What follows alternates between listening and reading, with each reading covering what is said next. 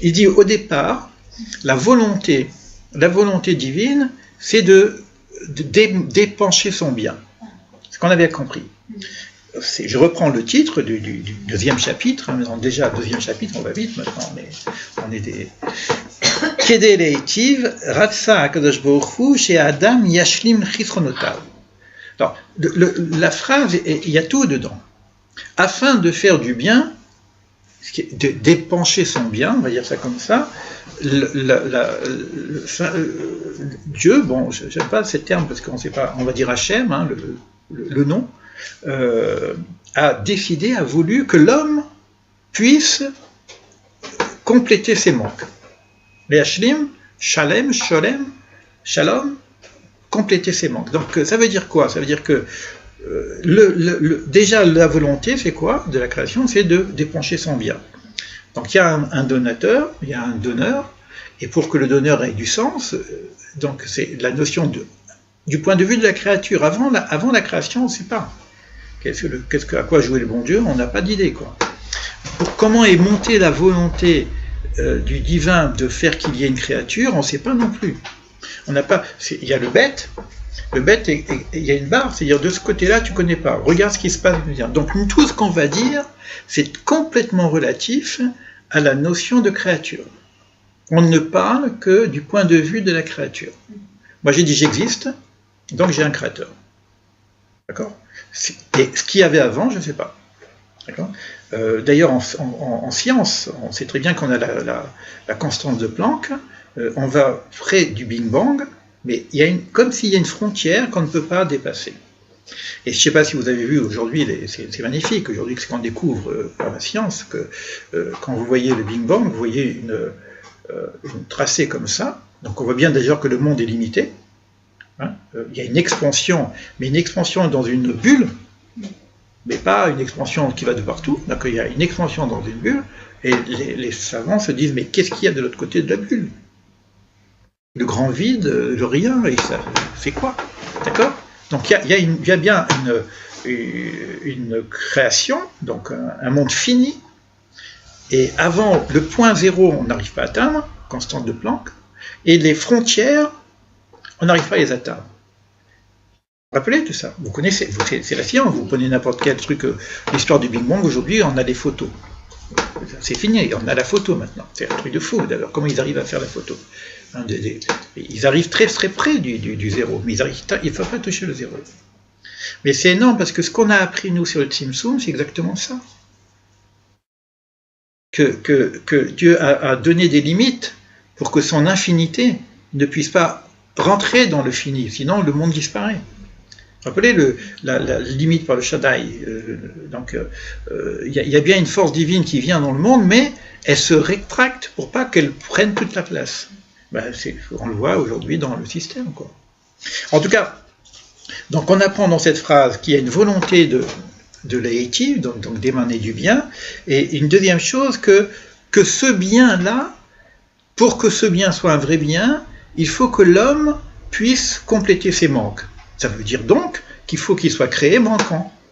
Sinon, il n'y a pas de problème. Donc l'homme va être créé manquant. C'est ce qu'on a vu la dernière fois, de façon logique, si tu veux, on a appris que la finalité de la création, c'est un bien qu'il faut acquérir. Et non pas un bien qu'il nous a donné au départ. Il existe en graine, en substance chez nous, sinon on ne pourrait pas l'acquérir. On a un souvenir du Gan Eden, du jardin d'Éden. C'est pour ça qu'on a envie d'y retourner, l'aspiration vient de là. On a un souvenir quelque part de nos racines, de notre source, qui est la source divine, surtout l'âme, on va en reparler, mais le véritable bien, c'est retrouver justement cette relation avec le bien parfait. Mais, ça veut dire l'acquérir, ça veut dire que ça nous demande un certain travail. C'est pas gratuit. Alors, la question va se poser après, puisque Dieu veut nous donner du bien, c'est quoi ce bien ? C'est quoi le bien? Question, interrogation. Est-ce que vous étiez là la semaine dernière? Hein? Adhérer à Dieu. Adhérer à Dieu. Il y a plein de biens, il y a plein de bons, il y a plein de choses agréables dans ce monde. Le monde est magnifique. il y a des beautés, il y a de la musique, il y a beaucoup de choses. Mais ce sont des biens secondaires. C'est pas des réservables, mais c'est des biens secondaires parce qu'on n'a pas. C'est aussi peut-être des moyens, je veux dire. Mais en tout cas, le bien essentiel, c'est un bien parfait et la perfection est chez le divin. Donc là, le bien parfait, c'est quelque chose qui est en rapport avec Dieu. Donc on va essayer de voir maintenant quelle chose de Dieu que nous pouvons recevoir et qui serait ce bien parfait. Et ça fait partie de notre devoir. C'est-à-dire que notre projet sens, mais bien avant le sens individuel, hein, on est vraiment dans l'universel, donc c'est de pouvoir justement, et c'est écrit dans les textes, hein, si vous prenez, alors tout ça c'est écrit d'une façon très claire, seulement on les lit un petit peu comme de la philosophie. Si vous prenez Isaïe par exemple, Ve'az tit aneg al Hashem, et le oneg c'est un délice si tu veux, et ainsi tu vas te délecter de Dieu. C'est comme si se délecter de Dieu. Ben, c'est ça la finalité. Alors, tu vois, donc on voit bien que c'est de ça que parlent les prophètes. C'est quoi la fin? Tu vas te délecter de Dieu. Tu vois, tu prends les psaumes, le 16-11 par exemple, rassasié par la joie de ta face. Rassasié par la fin de... Je ne sais pas si vous imaginez que ça représente. C'est-à-dire qu'on est... on avait vu aussi que les sages, c'est quoi? Dans le monde futur, il n'y a pas de nourriture, il n'y a pas de boisson. C'est pour ça que je m'entraîne, hein. Vous voyez que je suis fou? Pas complètement. Bon, bien sûr, il y a l'histoire du fou et du sage qui revient là. Mais normalement, on est assis comme ça, et puis il y a quelque chose qui nous nourrit. Ça s'appelle la couronne sur la tête, et puis la splendeur de la présence divine, c'est la nourriture.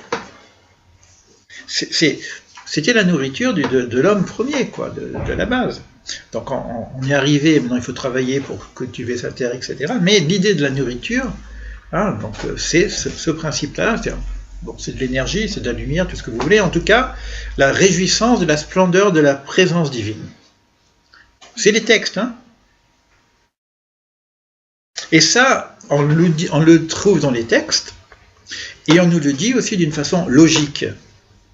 C'est-à-dire quoi la logique? Comment je peux comprendre ça d'une façon logique? Aidez-moi.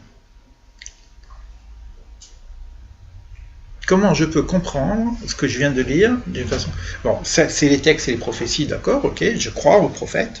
Donc, si les prophètes disent ça, on peut prendre ça comme axiome et puis on y va. Mais non, au niveau de la logique, parce que l'idée c'est de mettre de la bina. Parce que là, quand je reçois un texte, une tradition, c'est de la chorma. C'est de la sagesse donnée. C'est la transmission d'une sagesse. Maintenant, moi, on me demande de comprendre. D'accord? Donc, je ne vais pas rester simplement sur le... Alors, comment je pourrais comprendre cette idée-là?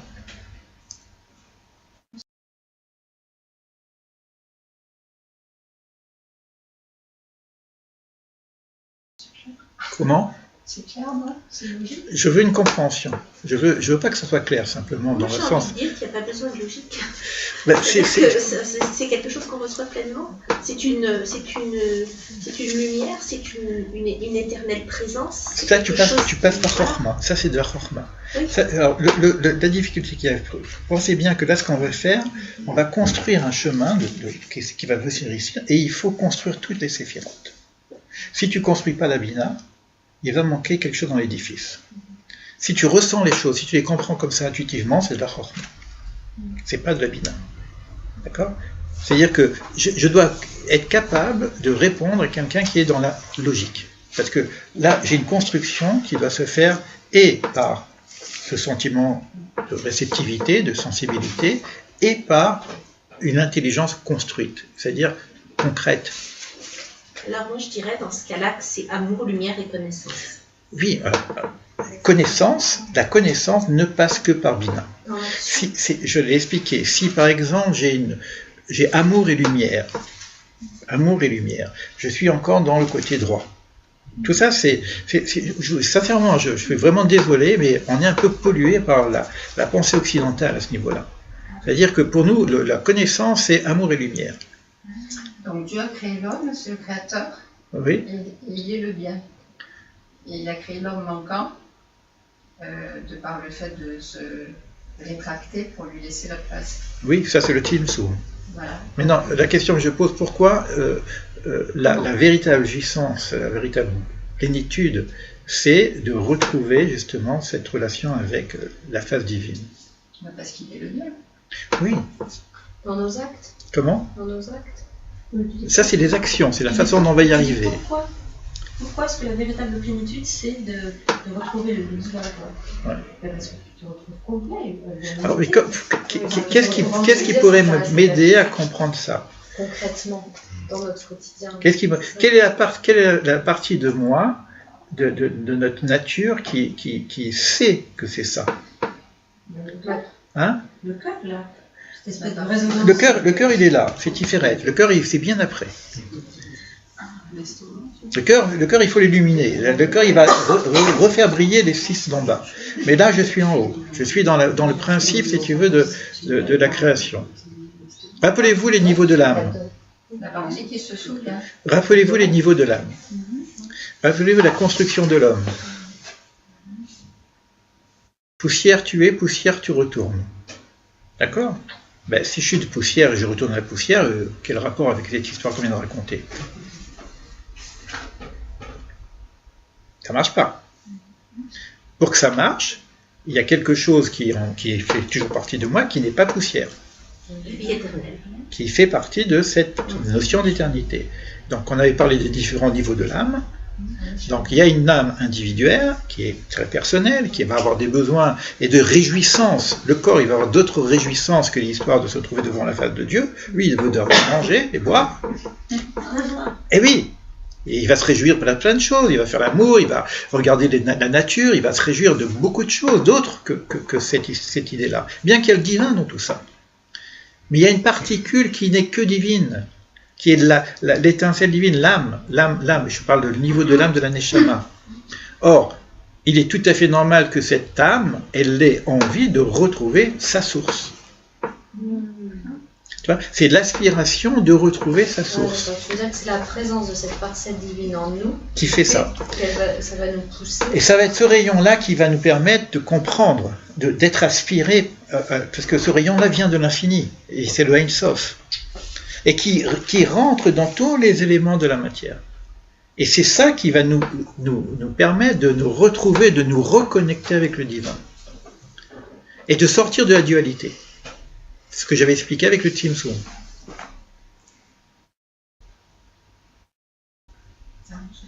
L'âme, c'est une parcelle divine d'en haut. Et son seul désir,